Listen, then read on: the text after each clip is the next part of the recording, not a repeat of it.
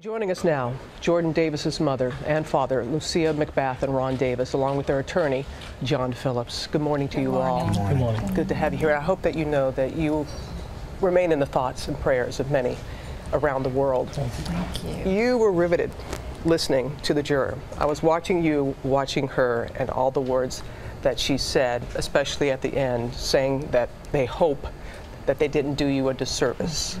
Your thoughts on what the juror said?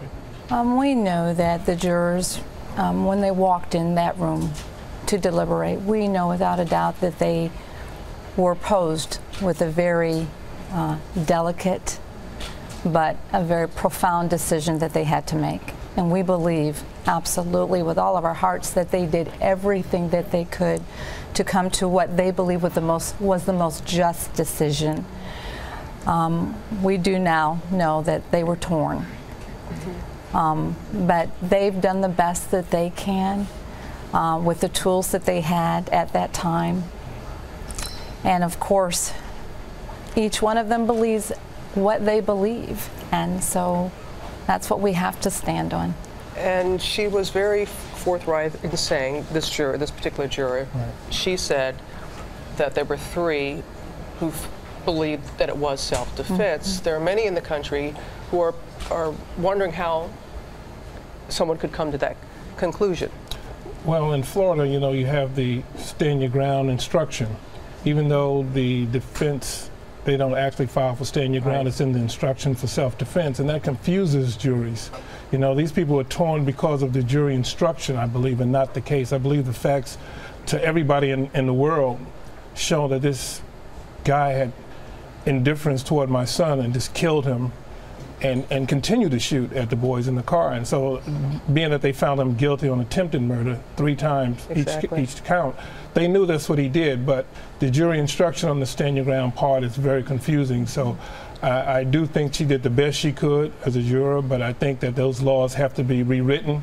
And I'm going to be one that's going to continue to fight to have stand your ground laws rewritten. I know that you both will do that. I know you've been, Mr. Phillips, very vocal on that. And I want to ask you about the state attorney who has come under fire for the way the case was presented. Would you have done anything differently? Should anything have been done differently in the state's case? It was a well-presented case. They did a good job.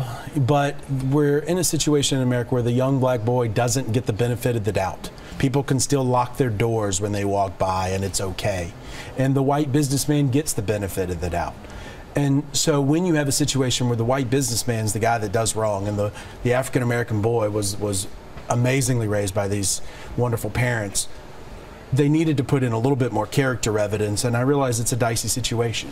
And that's an excellent point, because a lot of people were like, why aren't they talking more about your son? Right. So you tell us about your son. Oh, and I think we've spent a lot of time letting the country know who Jordan was. Jordan was just, as people say, the life of the party. He had a wonderful sense of humor, just very intuitive, very wise, and a very compassionate child, very sensitive. He was very much in tune to people's feelings around you. He was very inclusive, always wanted to include everyone. It didn't matter in the neighborhood if you had the skinny leg jean child or if you had the nerd or the jock. Jordan wanted to include everyone. People are listening to you, Lucia, and to you, Ron, and what we saw Saturday after the verdict. Your grace, your composure then and now, and there are many that are saying, we know that you are in immense pain. How were you both able to be as you are right now? Because you know, you already have justice. People don't realize that the justice in the court system is not the ultimate justice. God gives you justice, you know. And when people have indifference to life, we know how people fight so hard to live. I know your story that you fought very hard to live. And just think about how a person like Michael Dunn would be so callous as to just disregard the life of Jordan Davis. You know, just throw it away like it was nothing. You didn't do what I told you to do, I'm going to shoot you, you know. And so I tell people out there, God is the ultimate justice. And so justice on earth is one justice, but always look to God to be the ultimate justice. A lot of people were touched when you said that you were praying for Michael Dunn and having your family to do that as well. Mr. Phillips, you brought up white, black. It's the big elephant in the room. You all have been very certain about not making this about race. And the juror we heard from also, she said a lot that you didn't see.